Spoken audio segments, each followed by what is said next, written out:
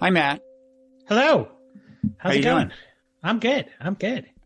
Good. Let me introduce us. I'm Robert Wright. This is the Wright Show, available on both streaming video and via audio podcast. You are Matthew Yglesias. I am. Well-known journalist, co-founder of Vox, former enfant terrible. Is that how you pronounce it? I think so. Is that what you... Terrible. Thank you. Well, you were one. You'd know. Yeah, but now Now you're a bête noire. I'm a dad, middle-aged. Yeah. Well, maybe we'll have time to talk about that whole transition. Yeah. Because when you first appeared on Blogging Heads, you were an enfant terrible. Yeah. But times change. And so now you've written a book we're going to talk about. This is your third book. Yeah. And it is called 1 Billion Americans, The Case for Thinking Bigger. It is. And how are you feeling about America these days? It's going great. It's going so well, you want to see it on a larger scale? We need more of this. I want bigger and more. I think many things about the United States.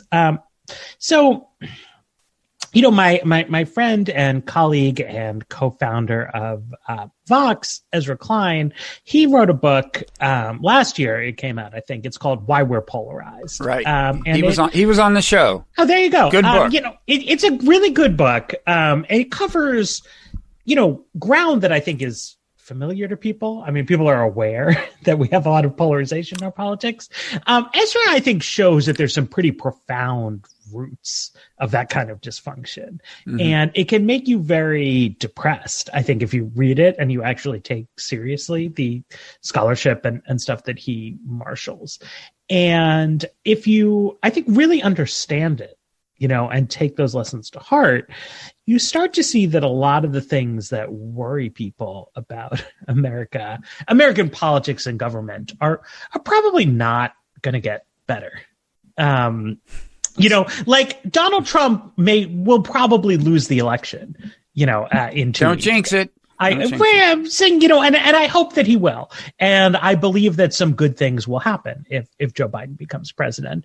But in a fundamental sense, we know how hampered anything will be as long as politics is dominated by zero-sum conflict between the two political parties. You've wrote a great book about that yourself a long time ago. Zero-sumness and non-zero-sumness. About zero-sumness and non-zero-sumness, right? And so policy making is not zero-sum, right? You can do things. It can be, but sure, but ideally, it is possible to do things that address topics that worry conservatives while also addressing topics that worry progressives.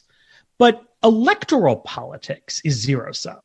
Like, only one person can win the presidential election. Only one person can win the Senate seat in Iowa. So in a really big think, I've done a million interviews about this book, kind of sense, I wanted to try to think of some things that get America back in the sense of thinking about us as Americans versus external challenges, and therefore make us want to transcend some of the zero-sumness of domestic political conflict and work together toward big national objectives that accomplish things that I think a lot of people who may disagree about abortion or gun regulation think are important to them, such as the relative strength of our country vis-a-vis rival nations, the viability of American families,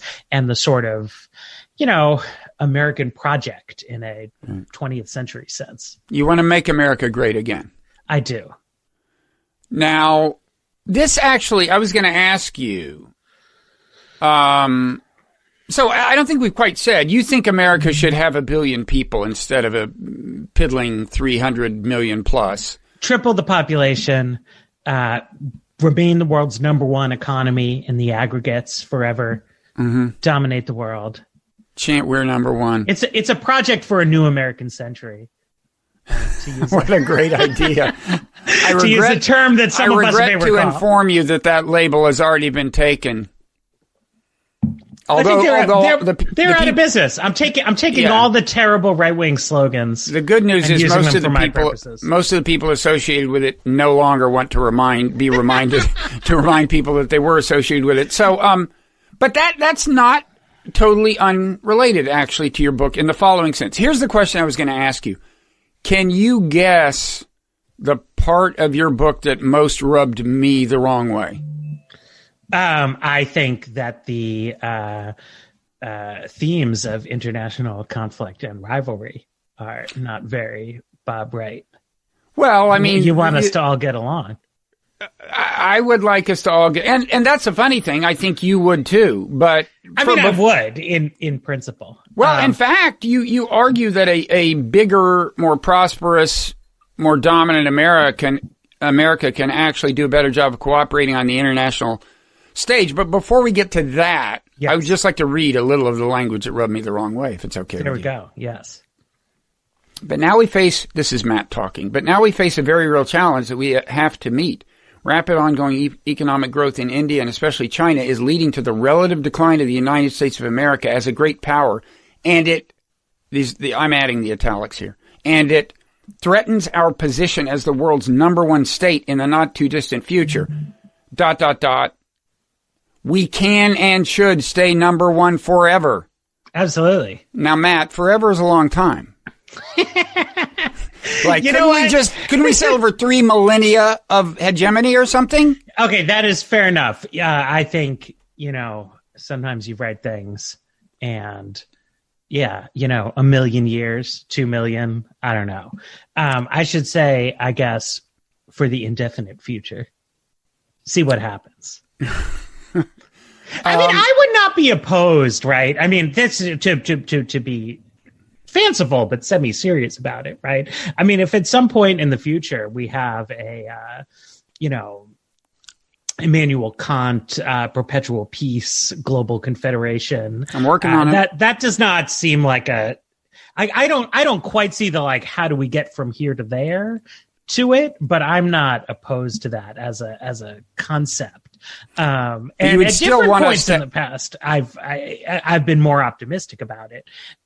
So yeah, I mean, I'm not I really like Star Trek. Are you changing the subject, Matt? No, I'm not. I really identify with the kind of mid-century American liberalism that you see in those shows, in which in the future you have a global government or interplanetary even, but it's also really just America. Mm-hmm. Yeah. I could work with that. I will at a later date try to persuade you that we can get from here to there. But meanwhile, just to make sure people understand what we're saying, the organizing principle of the book is we have to be bigger and better than any other country. And in the name of that, do a number of things that you've been a fan of for some time on the mainly domestic policy front. Yeah, I mean, exactly. I mean, this is, not a book. I think a conventional Washington way to think about this would be to say, all right, we're worried about China. We're going to need 14 aircraft carriers or maybe 17 or something like that. Or maybe we need to give Taiwan better missiles. But it seems to me that really, international relations is dominated on some level by the fundamentals of the situation. And that the biggest things the United States needs to do to be, have global influence are domestic. And, I talk in the book, you sometimes hear gestures in this direction. I think Barack Obama said, we needed to do his infrastructure plan to win the 21st century or something, which is fine. But, the main ideas of the book are that we should do more to support families and young children, make it easier for people to have somewhat larger families, increase the population growth rate, and also open up to more immigration. And then various things happen downstream of more rapid population growth on the housing front, on the transportation front. This ties together a lot of sort of domestic policy topics that I have been interested in for a while, and that I had sort of, been working on as separate issues, but come to see as related conceptually, both in practical levels, but also in terms of at least my strong belief that in the economic domain, we see increasing returns to scale, and that people's thinking about these topics is dominated by a kind of false sense of scarcity and resource competition, which is not really how modern human interactions should go. Okay. So let's put a pin in my own pet peeve about the kind of nationalist spirit of it. Not that nationalism is a bad thing. And maybe get back to that. And for now, take these two subjects in turn, kind of immigration is one source of growth, and having babies is another source of growth. Yeah. So on the immigration front, well, first of all, why don't you flesh out your position a little?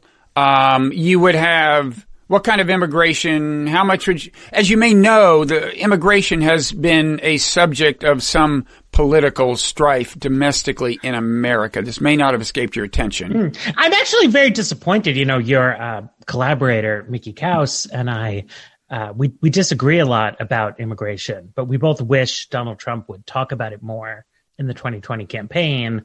Mickey, because he thinks Trump is correct about immigration, and me because I would like to sell books. And I was expecting to be more relevant to this election campaign. But immigration, I think, is very underrated. What I have seen from looking at academic research on the impact of immigration is basically that it's really good. It has incredibly large benefits for the immigrants themselves and smaller but real benefits to the arriving countries. But in most of the Western world, well, I shouldn't just say Western, it's in some ways worse in developed Asia, there's a tendency to treat immigration as like a gift from the host country to the immigrants, that it's good for them, but it's costly to us. Mm-hmm. So we need to, we maybe don't want to be 100% cold hearted about it, but we really got to watch our backs. So I really don't think that that's correct. I also do operate in the real world of politics, though. And so I really want us to get more immigrants, if we can, significantly more, if possible. But I would also urge progressive-minded people to be a little bit more politically open-minded about what kind of proposals we say yes to and which we say no to. There's a lot of people on the right toy with the idea that we should shift to a more skill-based immigration framework, which they then typically pair with saying, well, and then we should cut down on immigration a lot. I don't think we should cut down on immigration, but if conservatives would really be less hostile to immigrants, if we selected ones with STEM degrees or whatever else, I think people should go for that. And there is some evidence for it. I used to be a huge skeptic of this idea. I thought it was just 100% a fake out. But political scientists who've looked at Europe do show that when arriving populations have a higher skill profile, the sort of local native-born people have a more positive reaction to them, which was interesting because I always kind of thought of Americans as enjoying the kind of American dream narrative of people arriving penniless from abroad, and then they work hard, and then their kids get, learn English and do stable jobs. Whereas the idea of just Indian-born doctors parachuting into town and immediately being high status people seemed to me actually politically dicier. But I don't know. Republicans say it's good. I've seen some pretty good research that says people like it. The economic benefits of skilled immigrants are in fact larger. So, I think we should be open to that idea. But we should get more, not less. You're saying Well, you mean it's not so much that we should cut down on the amount of the kind of unskilled labor immigration as increase the skilled immigration? I mean, get specific. Like, what would you do on the southern border? Well, I mean, what would I do on the southern border? Or with respect to the kinds of immigrants who cross the southern border? Sure.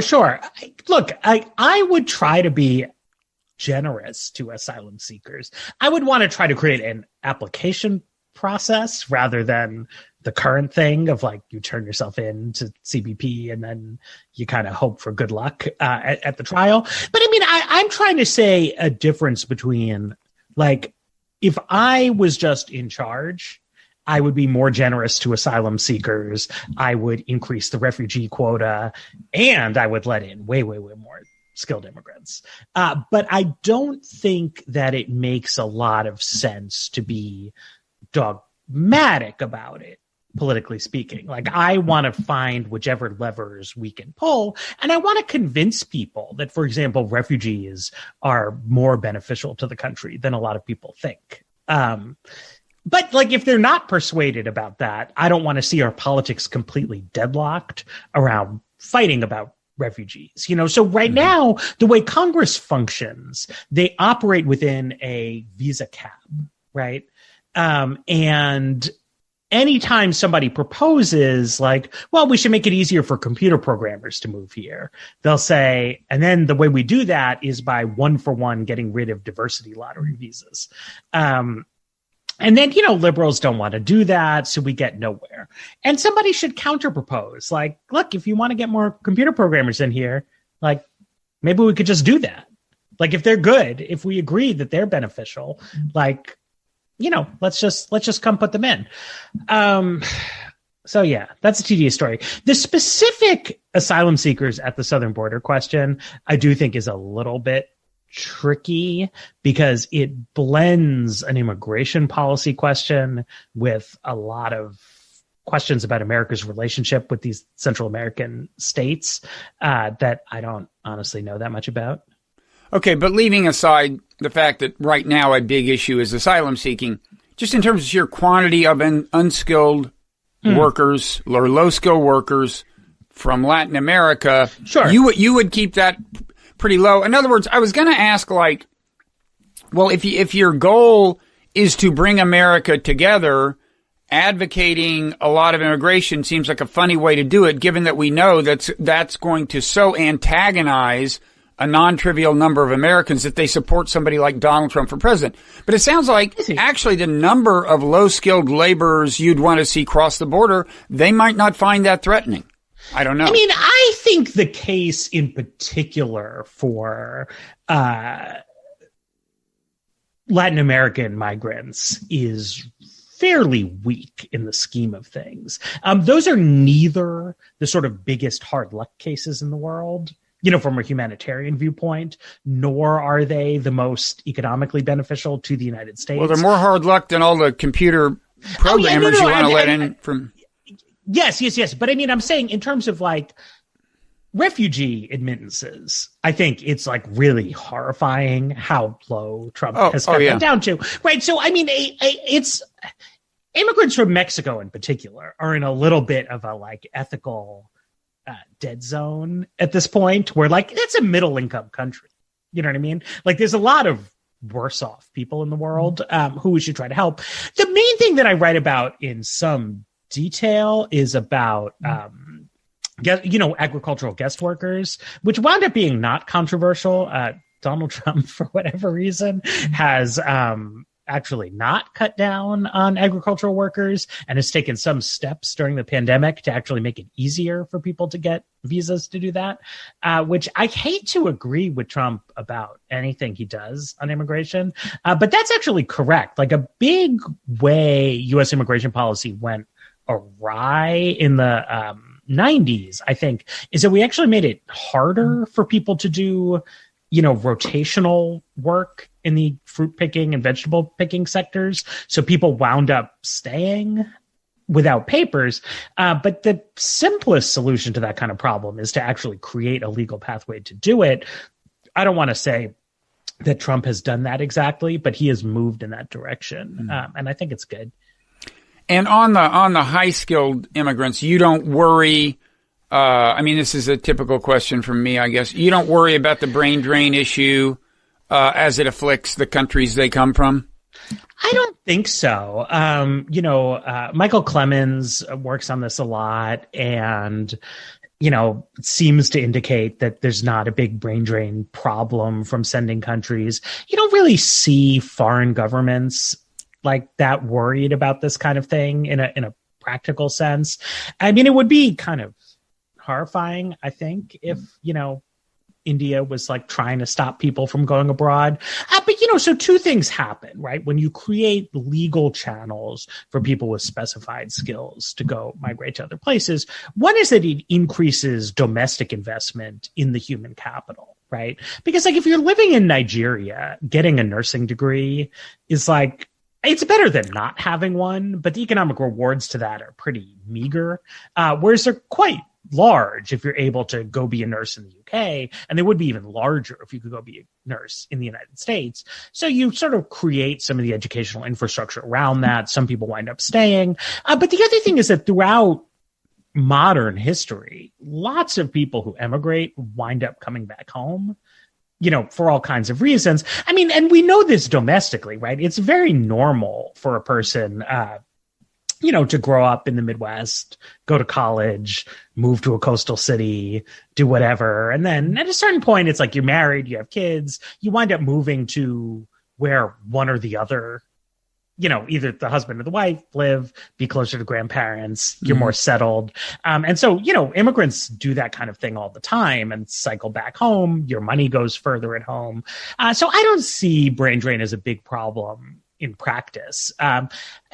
I guess it could happen in theory, right? Like, I don't want to be a total dogmatist about this. If you started hearing from, I don't know what, like the president of Brazil, that like the country's being crippled by, too many architects moving to Chicago or something, we might need to worry about it, but I just don't really see it. Okay.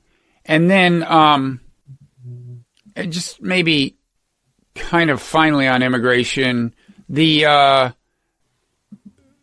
do you read the literature? You talk about this a little in the book. I mean, to what extent, leaving aside the fact that maybe amping up low-skilled immigration just isn't a great idea politically right now, to what extent do you think the fears kind of in middle America of immigration that we're told about and that supposedly helped propel Trump into office are well-founded? In other words, to what extent does the low-skill competition lower wages?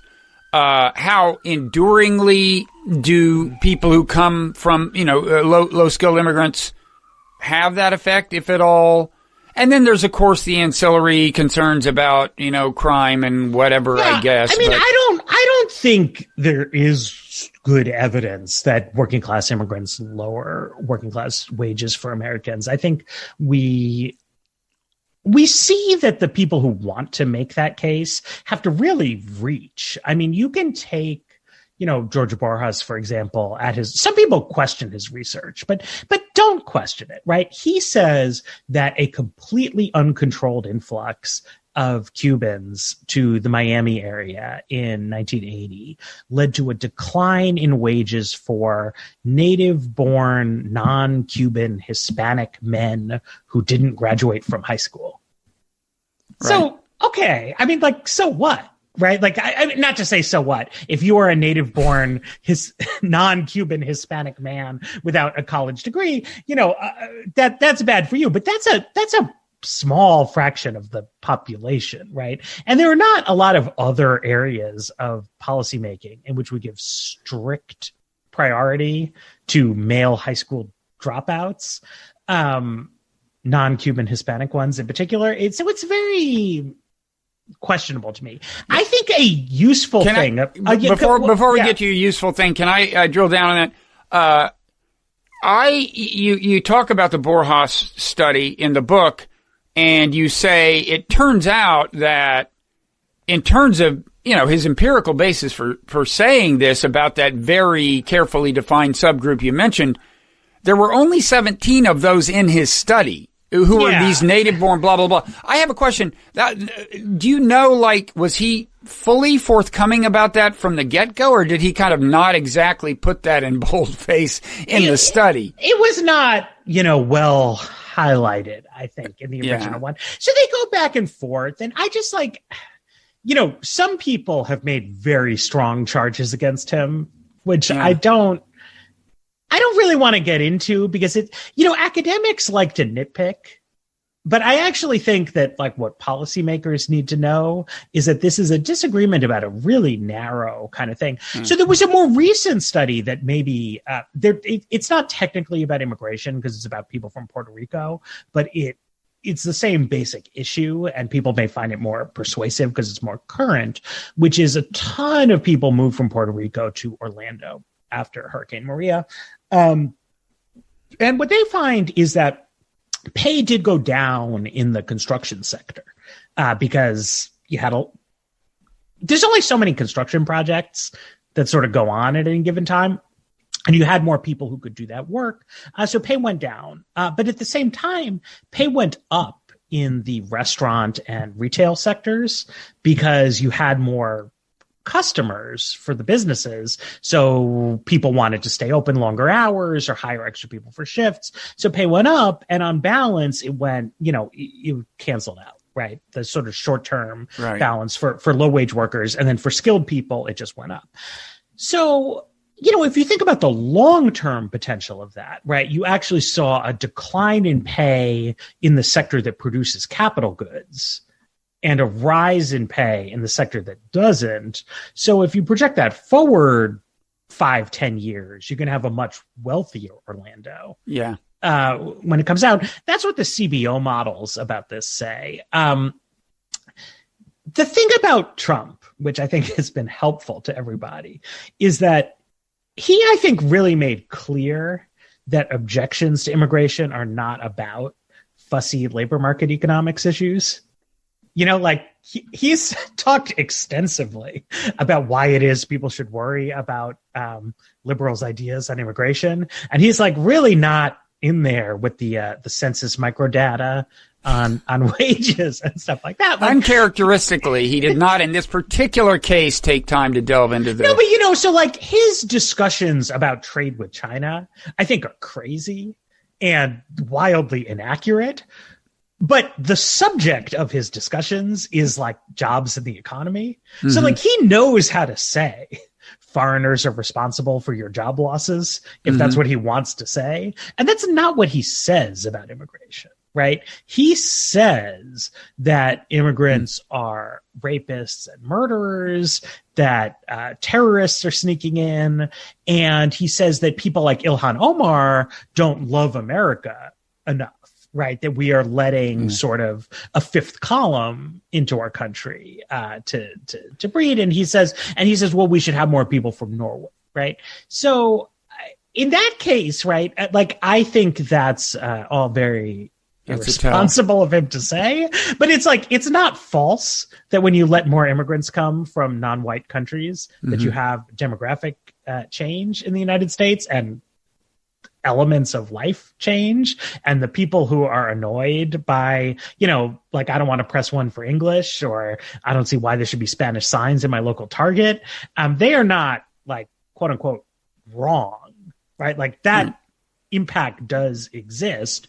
And, the question is like, do we want to be a poorer and lesser country because we are terrified of, seeing some Somali people on the street? And like, I don't want to be that. I think that's bad. I hadn't thought of that when he does put forth his explanation for wage stagnation and job loss in middle America, and blame foreigners for it. It's typically in the realm of trade and not in the realm of immigration. I hadn't really thought about that, but it's definitely the case, I guess. It's kind of odd too, because I've got to think that a lot of middle Americans, however, whatever your model is of how the opposition to immigration plays out in their brains, and to what extent we can call it racism and to what extent we can call it that something else, I'm sure that some of them look at the local meatpacking plant and see that it's full of immigrants and say, that's one of the reasons my son can't get a job, right? It's almost kind of odd that Trump doesn't plan that explicitly. Well, I mean, I do think that it indicates that, people, the whole, like, these are jobs Americans don't want kind of thing, like that can get overdone.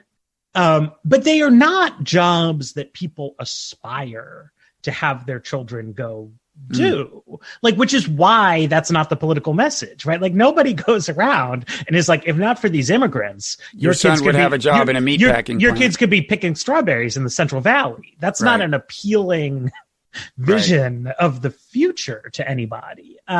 So, and I mean, that's actually the area where it's clearly true, right? If there were literally no foreign-born people in the United States, we would have way fewer fruits and vegetables. But the people who pick them would have to get paid more because to persuade a native-born American to relocate themselves to where the lettuce farms are, like, you'd have to pay a decent amount of money. And like, we would have way less lettuce as a result, because also, like, people aren't going to go to the store and like pay through the nose for this stuff. And it would be bad for the economy. But strictly speaking, like, somebody would have the opportunity to go be a fruit and vegetable picker in the hot sun in Arizona and California. But nobody says that, because that's not what anybody wants, right? Whereas the idea that you could get like a stable middle-class job with good benefits by working in the car factory, like people like that. That sounds like a good idea. Yeah, right? Now, whether it's true that like these various tariffs will create that future, is a good subject to argue about. But that's actually something people would like to do. People are not sitting around in West Virginia worried about union jobs in the coal mines and then saying, well, what I'd really like to do is move to Los Angeles and go be somebody's nanny. For starters, like, there's nothing stopping them from doing that, right? But if you're like, okay, this is my solution to, like, people would think that was like the most deranged, out of touch, neoliberal take you could possibly imagine. It's the kind of thing Matt Yglesias might say, actually. Well, exactly, right.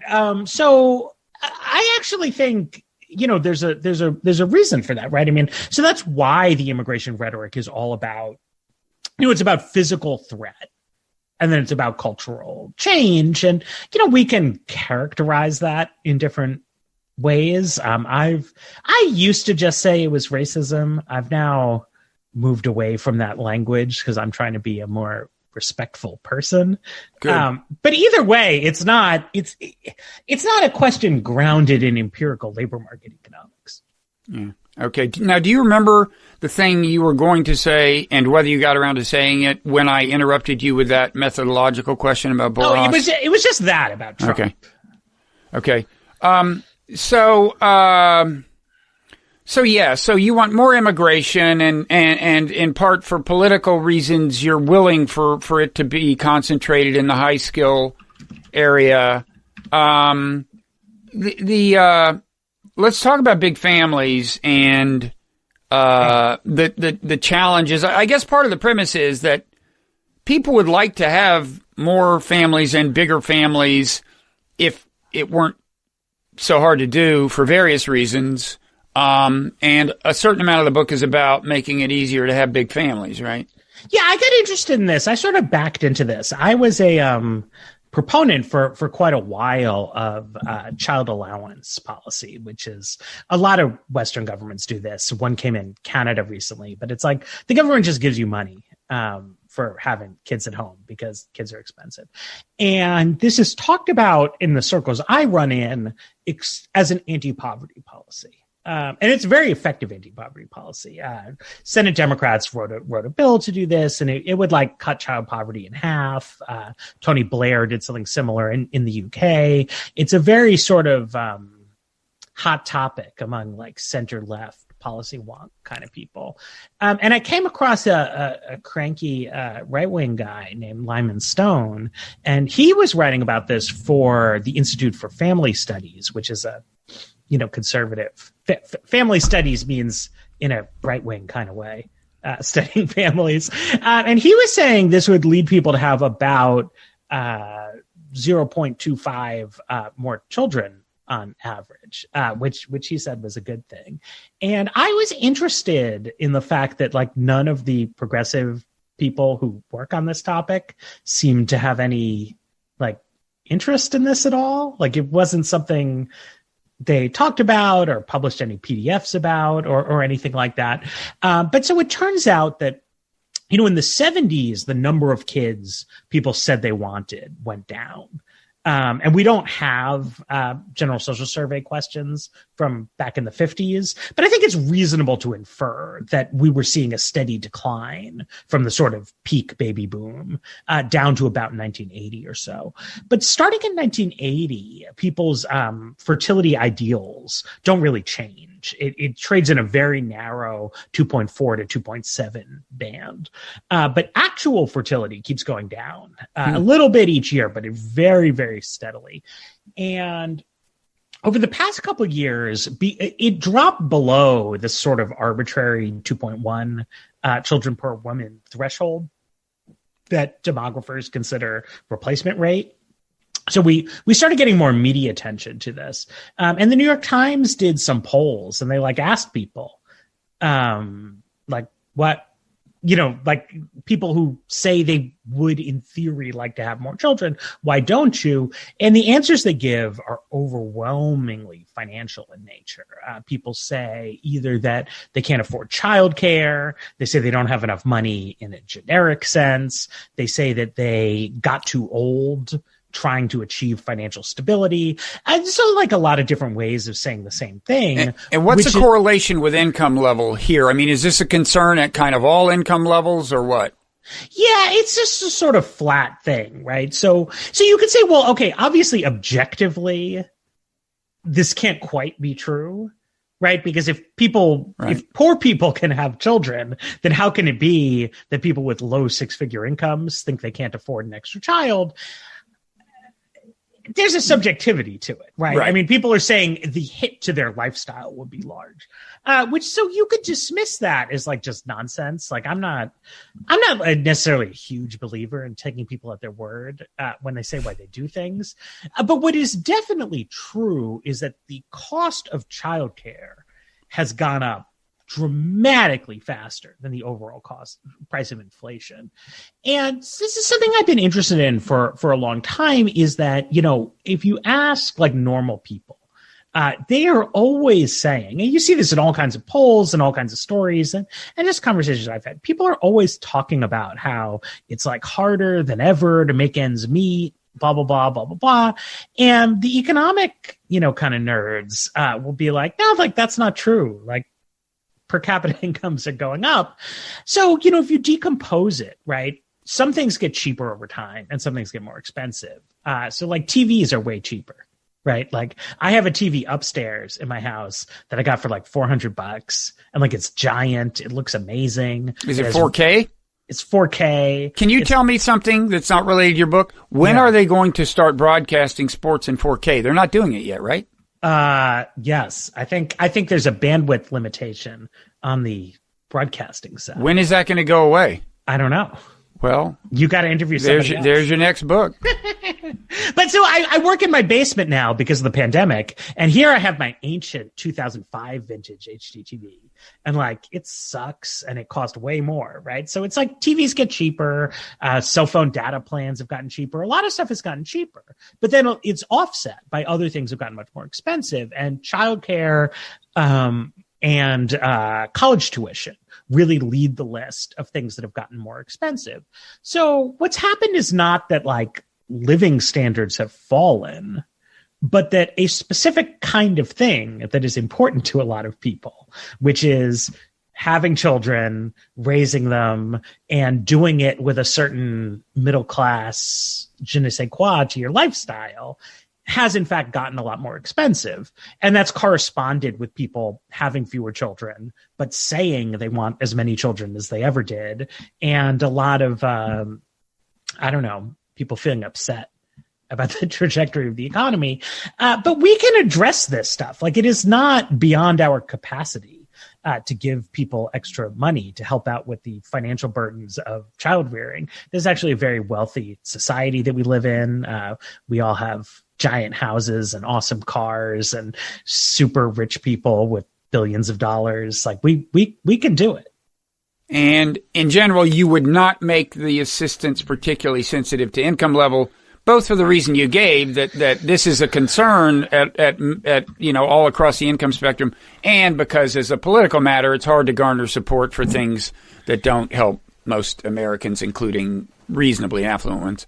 Yeah, but to me, those things sort of go together, right? So, I was in college. I took class with the Skocpol, great political scientist. She really makes the pitch for universality as a political measure, but you sort of need to think like, well, why is that, right? Like, why does universality bite? And I thought about that in this child allowance framing, right? That it's like, it actually means different things to society.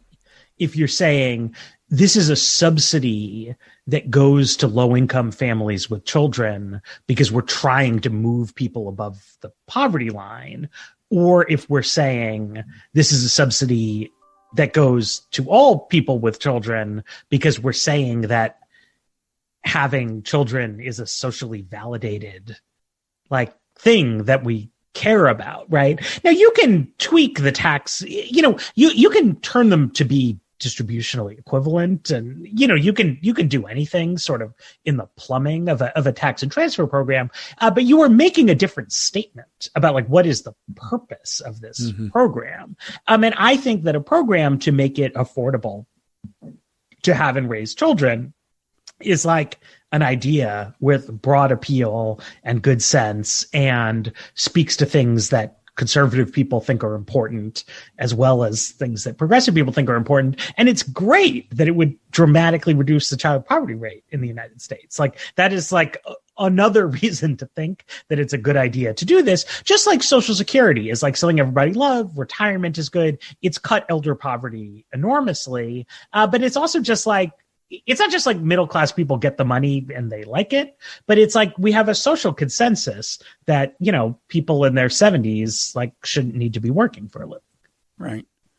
So, tick off a few of the ways you would make it easier to have kids. Yeah. So child allowance is a big one. The other thing is, I think we need to look at how we do school provision in the United States. Right now, school ends at 3:30.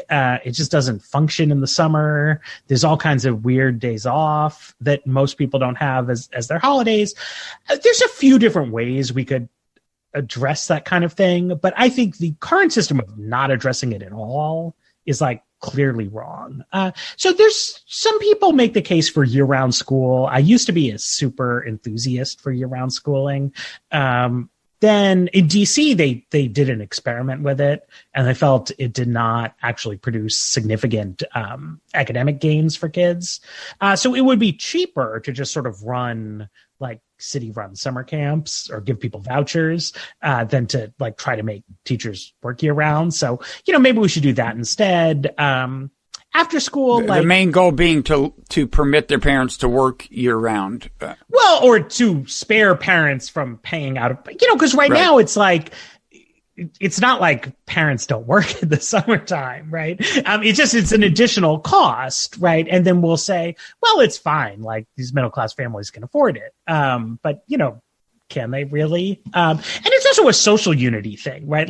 I think, my son goes to a very diverse public school that's in our neighborhood, which is good. And, we want to support it and blah, blah, blah. But then over the summer, you see a real divergence in experiences, right? Where the rich kids are in fancy camp and the low income kids are staying with somebody's sister, or, all kinds of different scrapped together things.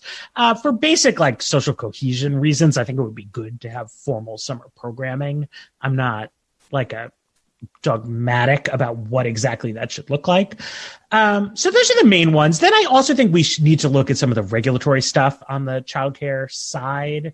There has been a real trend toward increasing the stringency of how we regulate childcare centers, sometimes for good reasons, but often in a slightly thoughtless way. There was also this amazing paper came out, sadly, after I was done with the book, but it was looking at car seat rules.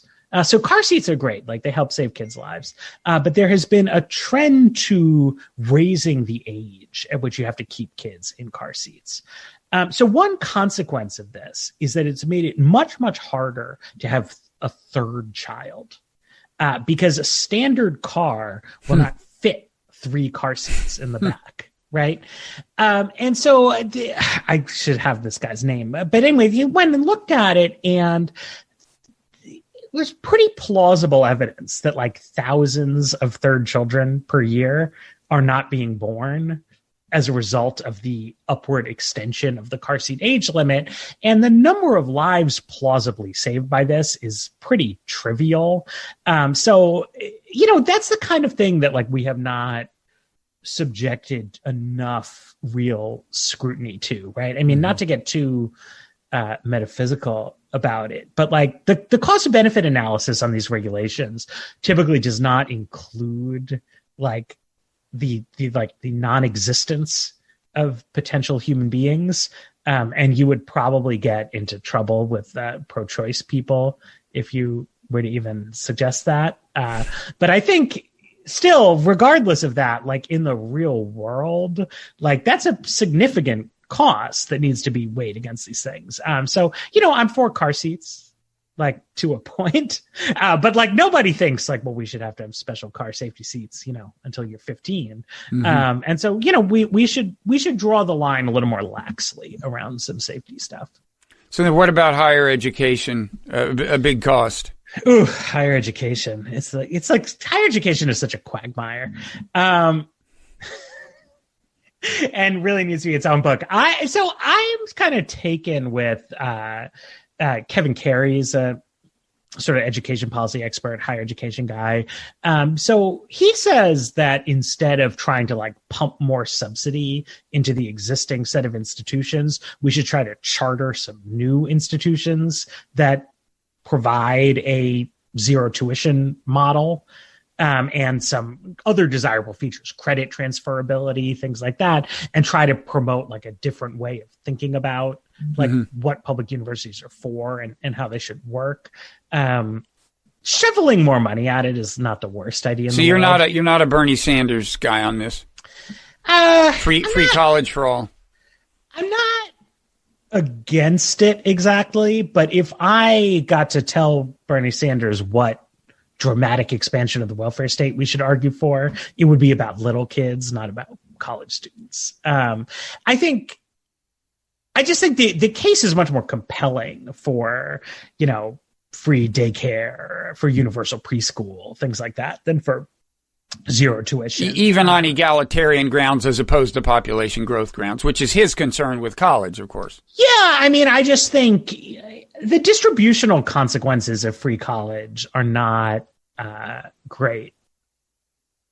Yeah, well, and of course, it's because we have pretty generous financial. I mean, if you want to look at what's inequitable about higher education in the United States, right, which is a lot, it's that the most of the money goes to the prestigious institutions whose admission standards keep out most of the kids from lower income families, right? And so that's like famously true in the sort of private side of the system, that like people have shoveled billions of dollars at Harvard, but it's true for public universities too, right? So, like the state of Texas provides a lot more support to UT Austin students who have like objectively lower levels of need than like kids in a community college in Houston. So my son is 5, and I try not to do the woke toddler thing. But when he found out that college isn't like regular school, you don't just go to the one that's closest to your house, his like intuition was just like, oh, so the kids who need more help can go to the better colleges. And I was like, no, it's the opposite of that. he is not ready to enter the real world, man. So anyway, I mean, this is not a book about higher education. But were I to try to really look at higher education, I just think like the inequitability of the system is built in so much deeper than like the fact that you have to pay tuition to go. And essentially the one thing that we do equitably is that most schools offer actually very generous financial aid if you're from a genuinely needy family. The problem is they probably won't let you in at all. Now, there's a line in your book where you encourage the establishment of some like super high powered colleges in Appalachia. And the rationale, I think, is maybe a little different from what we've been dwelling on. But do you want to take time to complain about what this reviewer in the New Republic said about that, or anything else he said? I think he said like UNC is in Appalachia. Yeah, he was defining Appalachia in broad geographic terms rather than cultural and socioeconomic terms. Yeah, as so many people take it. No, so I don't want to complain about that. So one of a big part of the book is just like, okay, if we tripled the population, like where would the people be? Right? Like, what would we be doing? So one thing that I think we should try to be doing is, invest in parts of the country that are losing people right now. So, I talk about the sort of large Midwestern cities that have big infrastructure, things like that. But then I also suggest when we're talking about higher education and chartering new institutions, that it would probably be a good idea to put them in, some of the poorest parts of the country, like Appalachia, like the Mississippi Delta, which is different. I mean, these are actually, because of Trump, these things get sort of like mixed together, and people will talk about Michigan as if it's like the same as West Virginia, but they're actually totally different trajectories, right? Like in the Midwest, we had really big cities that like used to be like the thriving high-tech hubs of industrial America, and they've lost people, they've lost their industrial clusters, but like they have great cultural institutions. There's like a ton of stuff in Detroit and Cleveland.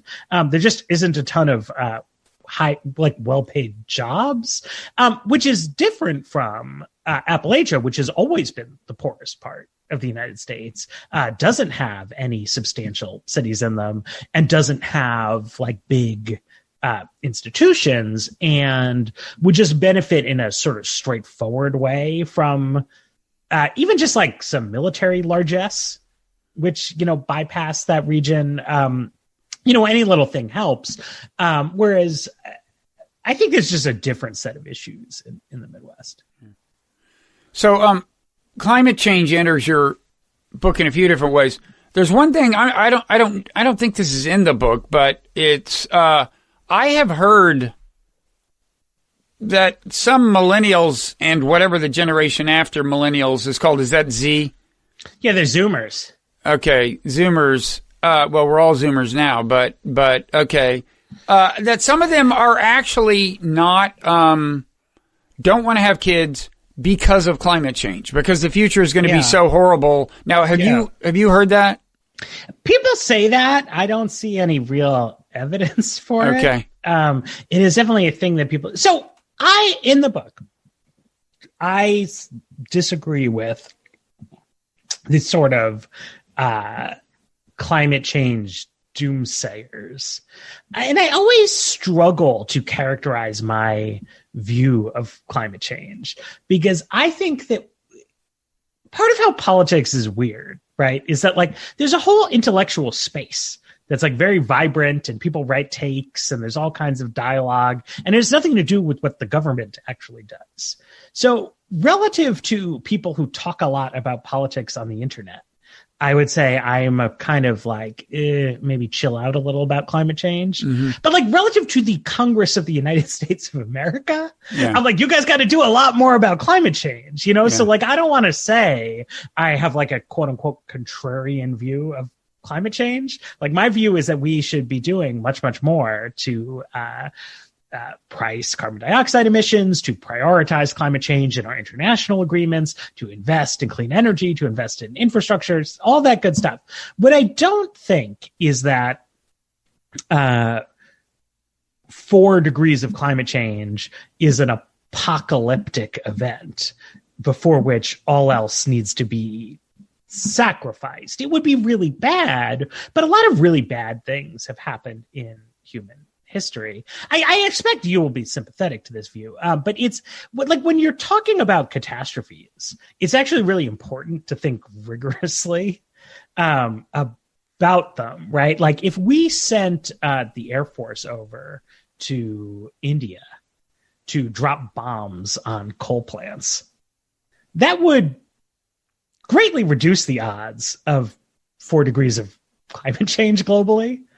But it would so sharply increase the odds of like a cataclysmic nuclear war, right? And so everybody knows it would be a bad idea to do that. Like even the most alarmist environmental people don't say we should do that, but like they should think about why they don't say we should do that, right? That like in the ranking of catastrophes, there are much worse ones out there than rising sea levels. So what was I saying about this? So I mean, like in the book, I don't think that we should allow concern about climate change to cause us to become antinatalists who don't think that future generations should exist. And I certainly don't think we should say it's bad when people from poor countries move to the United States and achieve a higher living standard because their CO2 emissions go up. Mm-hmm. It also, I mean, climate change enters your argument in a couple of ways. You enlist it in a way in support of your immigration argument by saying that, part of adapting to climate change is people in hot, barren places or various places that may be affected adversely by climate change moving to places like America, or at least to certain parts of America that will be doing perfectly fine even when the temperature has risen. So that's a pro for your argument. You acknowledge, though, that when relatively low income people move to America, they tend to move toward a lifestyle that's going to consume,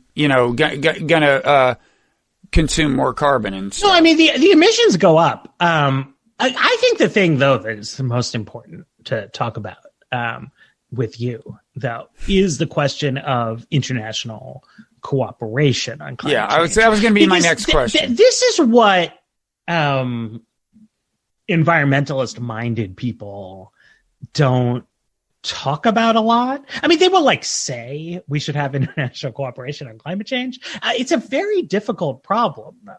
It's not.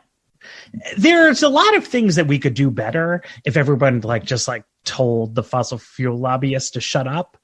But the global cooperation part is genuinely challenging, right?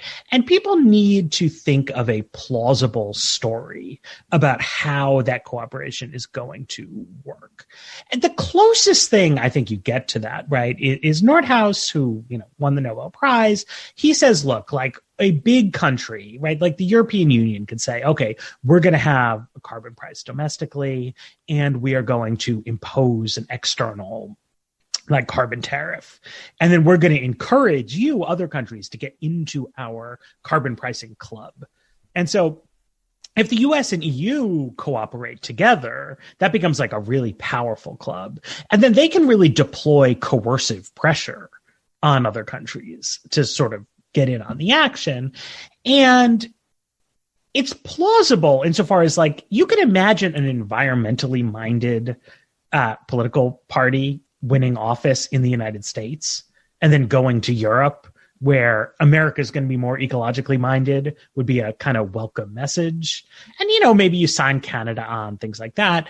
But thinking about how this vision is going to go over in the developing world, and especially in China, which is the number one source of emissions, and India, which is where they're growing fastest, I think there's a lot of question marks, right, around how any of this is supposed to work. I think that having the US and China be sort of peer competitors while we're also trying to say to them, oh, we promise, we're just looking out for the coral reefs. I think that's going to be tough. I think that's a tougher sell fundamentally than a vision in which we, through our own domestic actions, are just objectively on the top of the pile. We're not like trying to keep anybody down. Just like we don't have like a global rivalry with the Bahamas. Like we're just bigger. And It is what it is. And so the Bahamas, they don't think, they're like, oh, what's America trying to do? Like, how are they trying to get over on us? And I think that like taking global leadership off the table as a contested issue arguably makes it easier to solve this difficult cooperative problem. So you're saying China right now suspects that when we talk global warming, we're actually just trying to keep them poor by keeping them from doing the very things we did 100 years ago or 50 years ago, whatever, in the course of industrializing and kind of spewing stuff out with reckless abandon, which was our approach. And you think if they, in that model, we feel threatened by their growth, and so we want to keep them poor. And you think if we were so clearly superior to them in aggregate economic power, they would no longer suspect that we feel threatened enough to want to keep them down and would accept in good faith that we just want them to reduce their emissions. Now, that's a pretty complicated argument. I put it like that. I think it gets easier, right? I mean, I think a big question in every U.S.-China bilateral dialogue at this point is like, what is America trying to do? Right?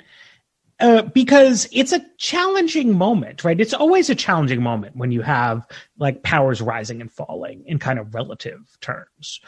And we are not saying in our overt messaging or our quiet messaging that we look at this as similar to the transition between the British Empire and the United States. And we welcome the growth of China and look forward to them and their value system predominating across the world. And we just hope we can maintain a special relationship with them. And here's, a nice desk of George Washington. That's definitely not what we're saying. No, right. and it's not what you're recommending. I mean, it's not what I'm recommending, but I mean, just to be clear, like, it's not what we are saying. And it's not what anybody is saying that we should say. That we welcome our new Chinese overlords. I haven't heard anybody running for office say that. So I think this very naturally poses in Chinese eyes the question of like, what is the deal with anything the United States does? Because if we're not prepared to give way to Chinese supremacy, then it would seem that we are trying to sabotage Chinese economic growth. Right. I think that is a natural interpretation, the far and away the most natural interpretation of everything Donald Trump does on trade, of everything Democrats say about trade and jobs, and of a lot of the global climate agenda. And I think that it would behoove us to come up with a different answer to the question of what is it we're trying to do here exactly. So my answer is we're going to grow our population. We welcome Chinese economic growth totally sincerely because it's not going to plow us under. It is just good. Like, they've got this Sinovac vaccine that they're working on, which hopefully, I mean, I don't know anything about vaccines, but like hopefully will pan out. Like in principle, having other countries be less poor is good for us because they do things and we all share ideas and it's lovely. And the other way we could go is try to say, okay, is there a way that we are going to just kind of seed ground? And I don't know. I feel like you're the person to make the case for that. Cause like, I don't hear anybody doing it explicitly. Well, I would certainly say our stance should not be one of feeling threatened by Chinese economic growth. I'm just not sure that if we embarked on the path you recommend and stayed well ahead of China and were, unequivocally the dominant nation in the world, that would necessarily defuse the situation in the ways you suggest. I mean, for starters, it's like some of China's assumption that we mean them, that we wish them ill, has to do with things we say about Taiwan, about Hong Kong, about their aspirations in in various real and fake islands in their vicinity, Tibet, the Uyghurs and so on. And we're not going to stop. It's not like we don't say those kinds of things about countries if they don't threaten us economically. Whether we say them about countries depends actually not on the objective circumstances and their degree of guilt or anything. It depends on, right? I mean, it's not like Iran is actually a worse country than Saudi Arabia. Basically, whether we complain about somebody's human rights situation is a function of various things that seem to be having almost nothing to do with our relative power. Right? I mean, we criticize powerful countries. We criticize dinky countries. Yes.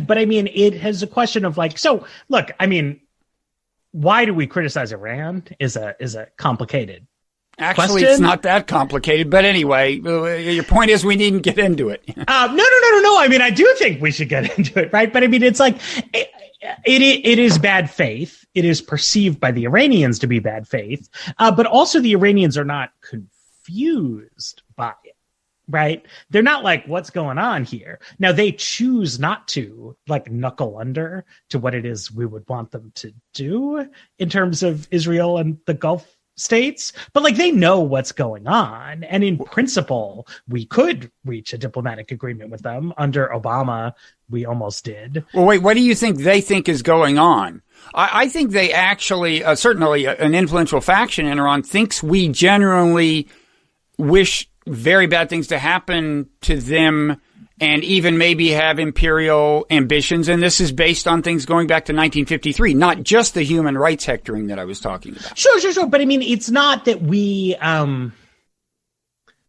oppose the idea of economic development happening in Iran. We oppose Iran's geopolitical stance in the region, right? There's a political alignment there, right? So I think that with China, it's a different, what am I going to say? Because China has an aspiration to be a peer competitor to the United States, right? There is a rivalry on a different level that I think is not amenable to settling in the way that I think we ought to simply settle our scores with Iran and Cuba and a couple. There's not really that many countries around the world that we have sort of big conflicts with, it seems to me. And with Iran and Cuba, we have picked dumb fights that we should just let go of.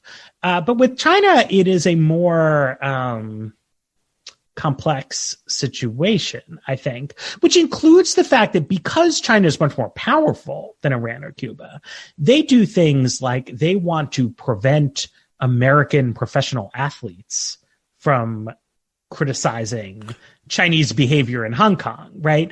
We would not, if we were to have a diplomatic arrangement with Cuba, it's just we would not concede to the Communist Party of Cuba that Americans should not be able to say, I think communism is bad.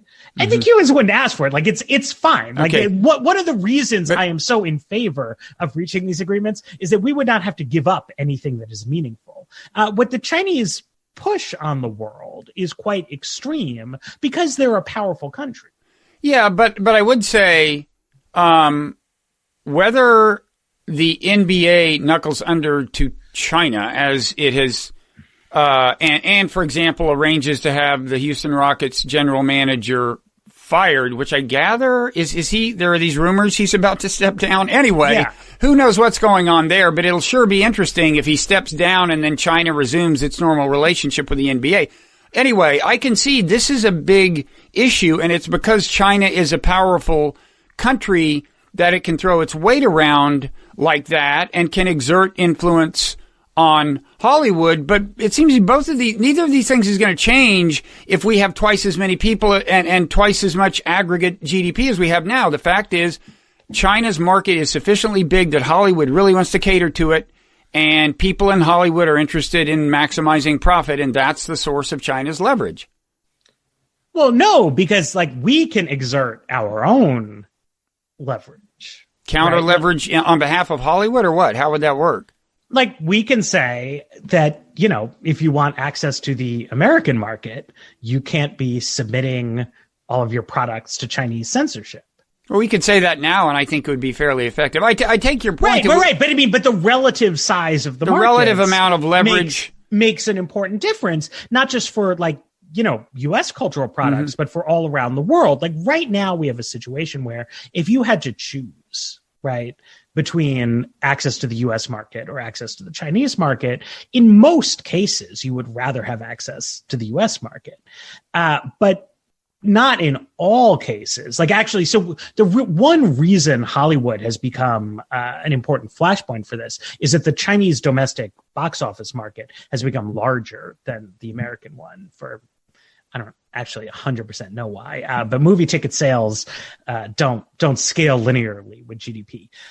So, the aggregates really count for a lot in these kinds of things, right? And who will sort of set the pace of the global rules of the road. And I think it matters a fair amount, and it involves genuinely hard to reconcile. I mean, there's aspects on the U.S.-China bilateral relationship where I think we could very reasonably give way to them on certain topics.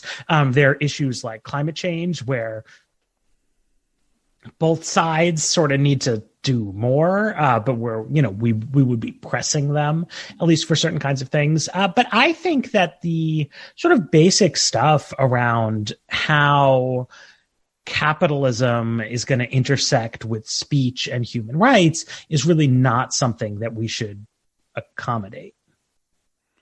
Yeah, we should try to minimize the extent to which international economic engagement winds up constraining the speech of Americans. Boom. And this is,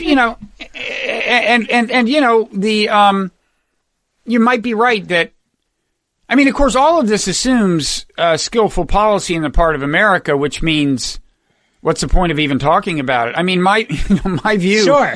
My view is that things could be much better with China than they are right now, and we could have at least as much influence on their human rights policies as we're having now, and things could be better on the climate change front and various other fronts if we actually were capable of exercising diplomacy and, including forms of coercion, nonviolent coercion, skillfully on a consistent basis from administration to administration. But we seem completely incapable of that as a country. It isn't just Donald Trump.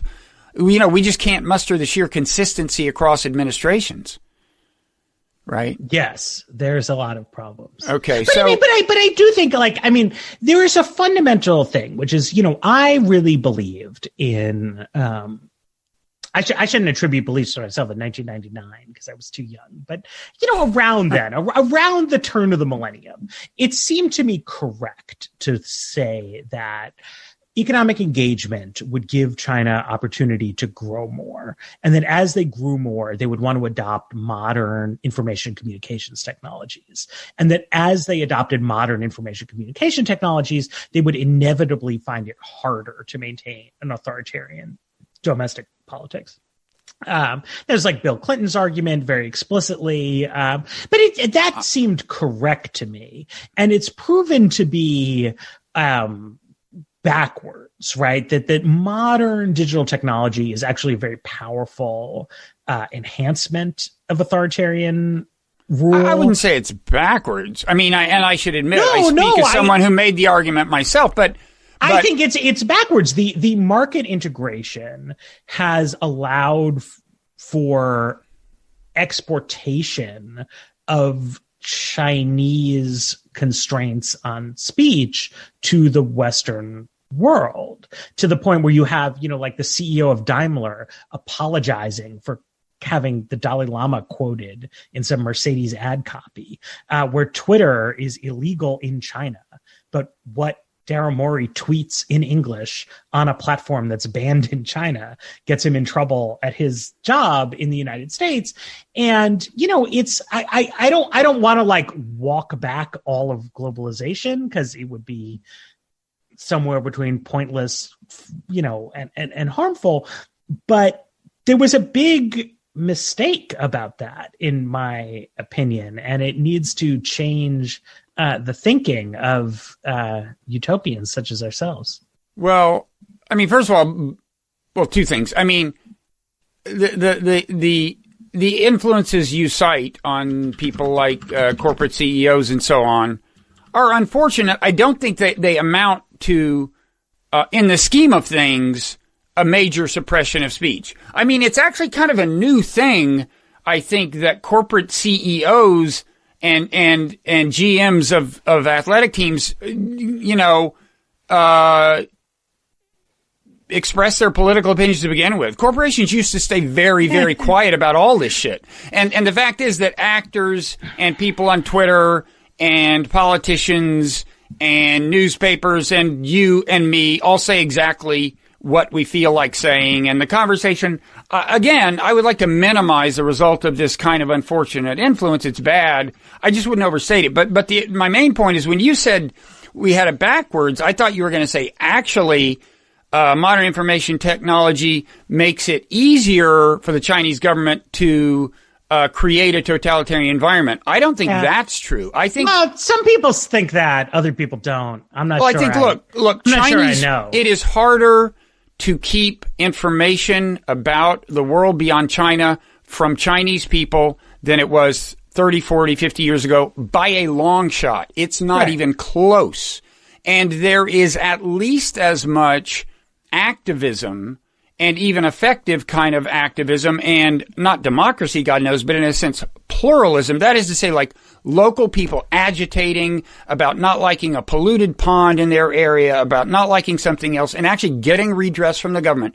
There is more of that by long shot than there was in China 40 years ago. So I think the jury's out on what the long-term effects will be. I definitely underestimated the ability of the Chinese government to suppress speech domestically, even in this kind of technological environment. I definitely did. I also just think we didn't think through. I mean, you see this in market economies too, but just the extent to which digital technology is a kind of surveillance.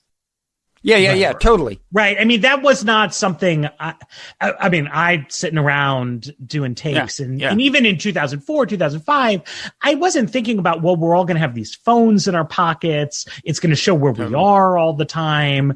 And like marketers take advantage of this, but it means it's not.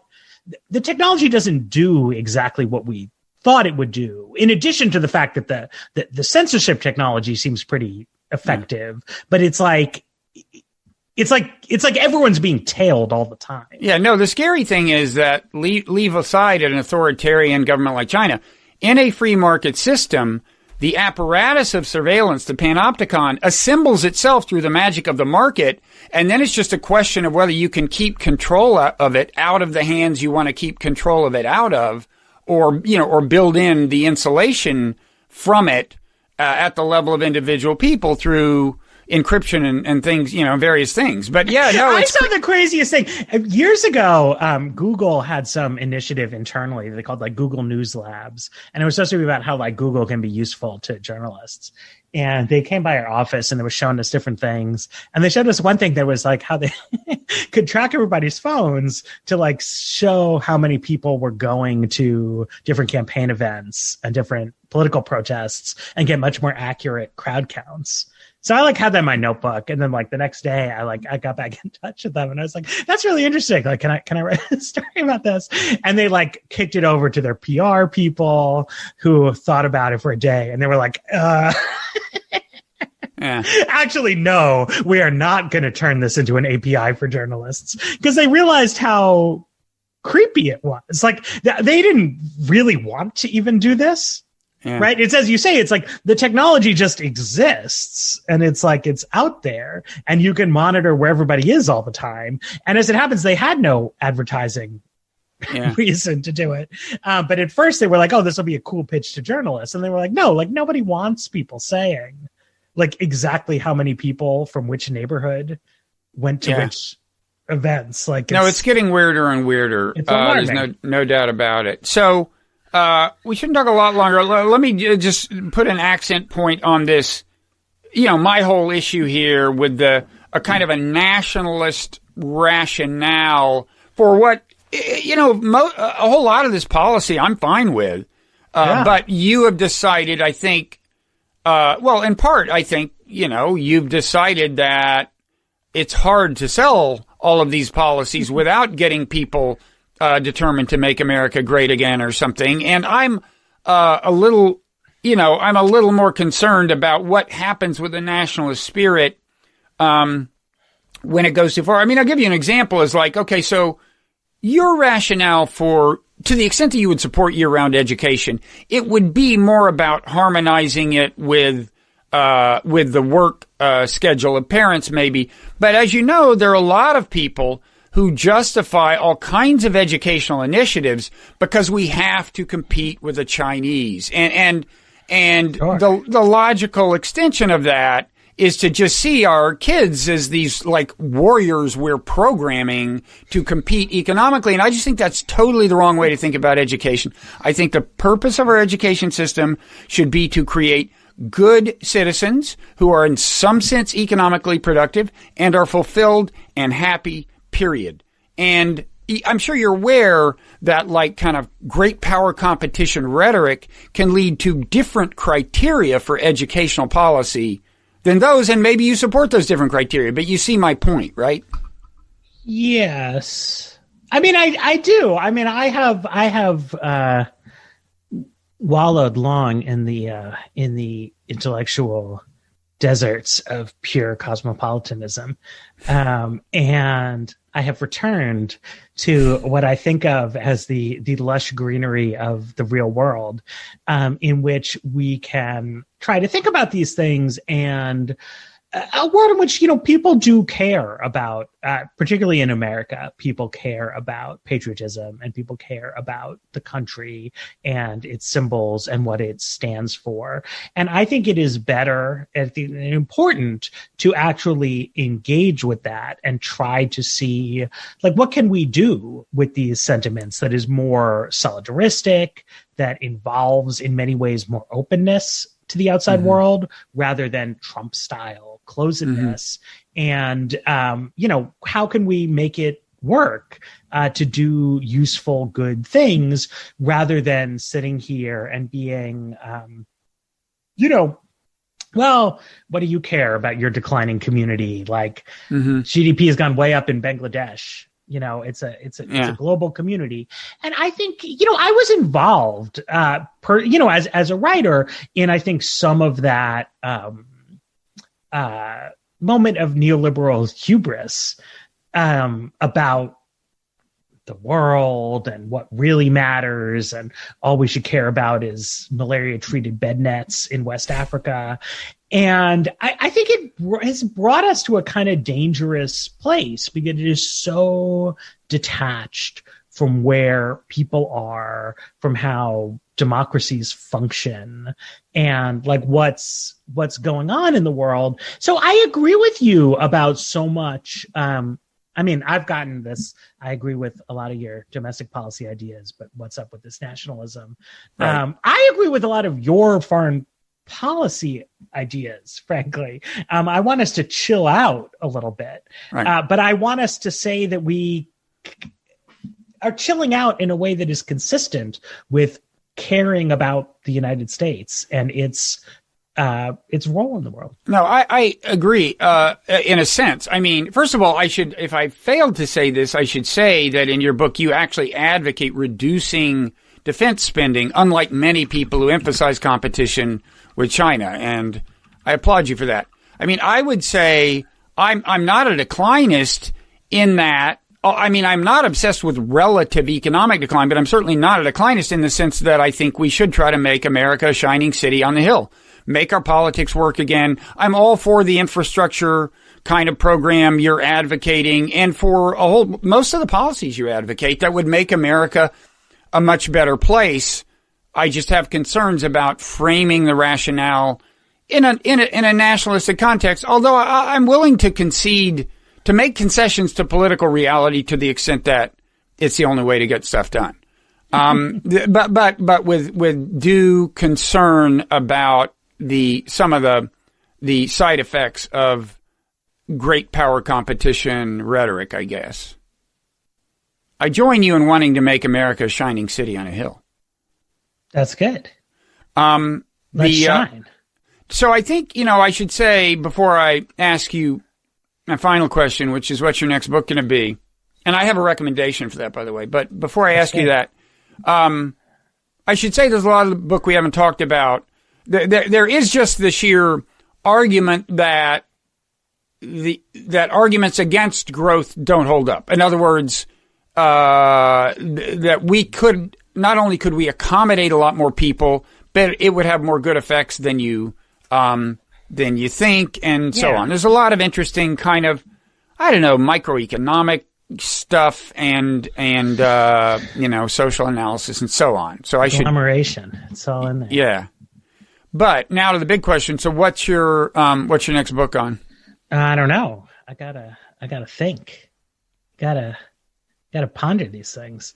I sort of want to know what happens in the election. I mean, it's not that I have a Joe Biden wins book and a Donald Trump wins book. Okay, so this is a hostage of fortune because I'm not sure if this will run right after the election. But go ahead and tell us. Make your prediction. I think that Joe Biden will win the election. There's a disturbing disparity between Nate Silver's probability assessment here, which is right now at about 88%, and the betting markets, which is more like 61-2%. Yes.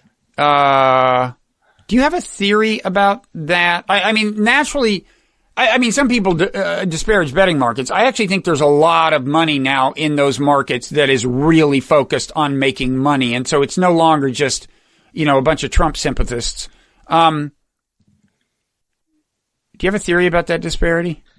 I think that it is true that I think if you ask Nate about the polls, he will say that polling errors are possible, but that the errors are symmetrical. And I think there's actually pretty good reason to believe that that's not true. That, it's unlikely that the polls are dramatically wrong, but if they are dramatically wrong, it will be in a way that favors Trump. Right. And it's because people with low levels of social trust are less likely to answer phone calls and very disproportionately likely to support Donald Trump. It's not that they're shy exactly. It's that conspiratorial-minded people just both like Donald Trump and don't like cooperating with survey takers. And so some pollsters have different methodological approaches to this. But the people who take that issue most seriously, they still show Trump is behind, but their margins are smaller. So I think it's correct to say that there's reason to be at least a little bit skeptical about the level of confidence that Silver has in a Biden win. That Biden is up by enough. I just wrote an article on this today. Biden is up by enough that it's like the polls could be off by 6 and he could win anyway. In which case, people will probably forget about all this. But it is way more likely that there's like a big error in Trump's favor than a big error in Biden's favor. And that's something, even when they do the education weightings, right? That's been very focused on the white population because there was a big white working class movement toward Trump. There are a lot of indications of a move toward Trump among Black and Hispanic men. We do not typically see pollsters doing sophisticated weighting in the subgroups of the Latino population, even though it's known, obviously, that college graduates and working class people have different views, that Cuban Americans and Mexican Americans have different views. And when you look at how pollsters see the Latino subset, they're Pew and Quinnipiac, like they're all over the map on that. It probably doesn't matter. It's not enough people, and too many of them live in Texas and California, but there's questions out there. And so I think it is reasonable for financial sophisticates to, you know, think Trump is being a little underrated. Okay. So anyway, as for what your next book should be, I don't even really care if you write a book about it, but I think it's time for a career shift. And you don't have to thank me for this, by the way, or even pay me. But I think you should start writing about foreign policy again. I think you should call this book your like magnum opus on all the issues that have been obsessing you: transportation policy, housing policy, and on, and get back to writing about foreign policy. All right. I'll think about it. I don't think you're taking it as seriously, this recommendation as seriously as I admit it. I think about it. Well, we got to see what happens. Well, what if Biden wins? Well, I mean, it's not just Biden wins, but it's like what happens in America? What happens in American foreign policy?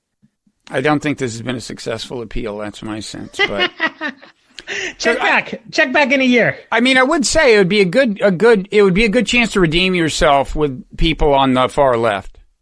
Yeah. Your foreign policy would be more to their liking than they would guess based on the things you've said that have made them say mean things to you.